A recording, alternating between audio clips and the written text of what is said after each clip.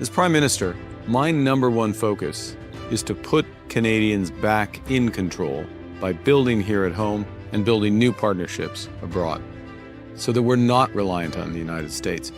Today, Washington is trying to understand something it didn't see coming. Not because the move was loud. Not because it was aggressive. But because it was calm, calculated, and executed with perfect timing.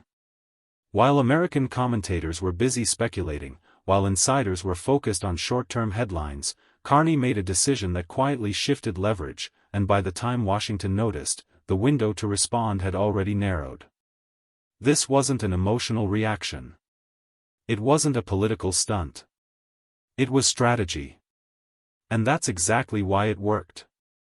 For months, the assumption in Washington was simple: Canada would eventually blink. That economic pressure, trade uncertainty, and geopolitical noise would force Ottawa into a reactive posture. That Canada would wait, hesitate, and adjust its position only after signals came from the South. That assumption shaped conversations, expectations, and even internal planning. But it rested on one critical miscalculation: underestimating Carney's approach to power. Because Carney doesn't govern through noise. He governs through positioning. While Washington focused on leverage through visibility, statements, warnings, speculation, Carney focused on something far more effective: stability. He understood that in a world driven by uncertainty, the country that offers predictability becomes indispensable. And instead of responding publicly to pressure, he reinforced Canada's role as the steady anchor in a volatile North American landscape. The smart move wasn't a single announcement. It was a sequence. A pattern.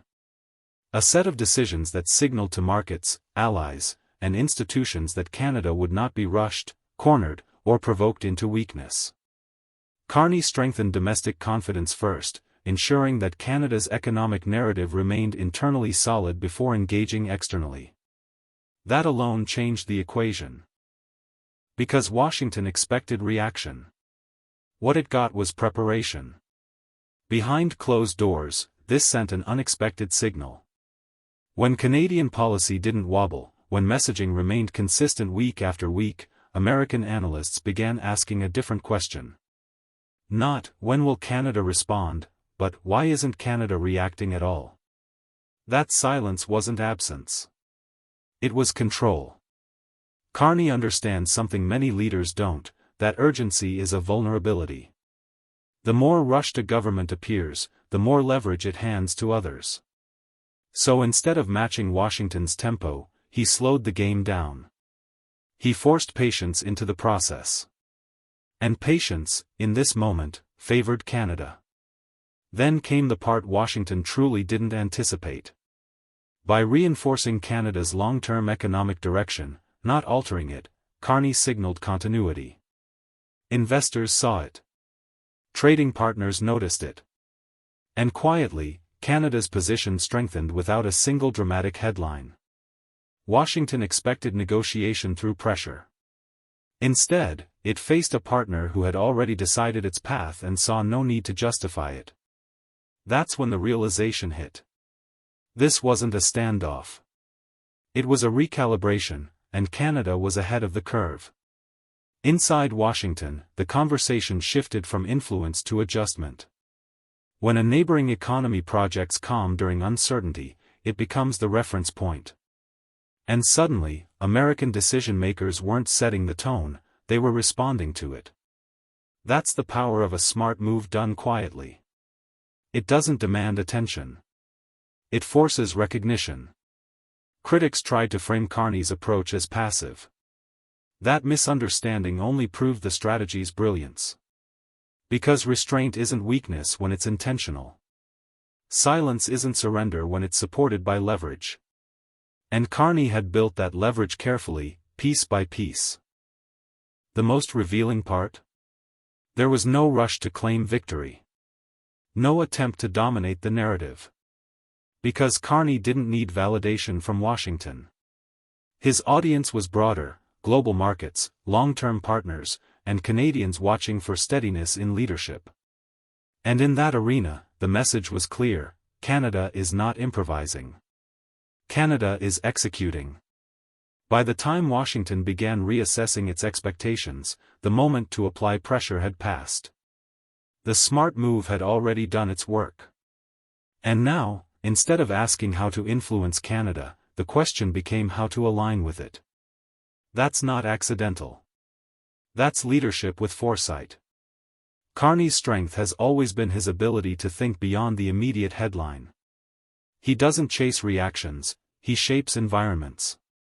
And this move did exactly that. It changed the atmosphere in which decisions are made. It replaced urgency with inevitability. For Canada, this meant something crucial. It meant sovereignty without confrontation. Influence without escalation. Confidence without arrogance. And that balance is rare, especially in moments where larger powers expect compliance. Washington didn't see it coming because it was looking for noise. Carney delivered substance. And as the dust settles, one thing is becoming clear. This wasn't a one-off moment. It was a preview. A signal that Canada, under Carney's leadership, will not be defined by external pressure, but by internal clarity. That's why this moment matters. Not because of what was said, but because of what wasn't. Not because of dramatic gestures, but because of disciplined restraint. And not because Washington lost control, but because Canada demonstrated it already had it.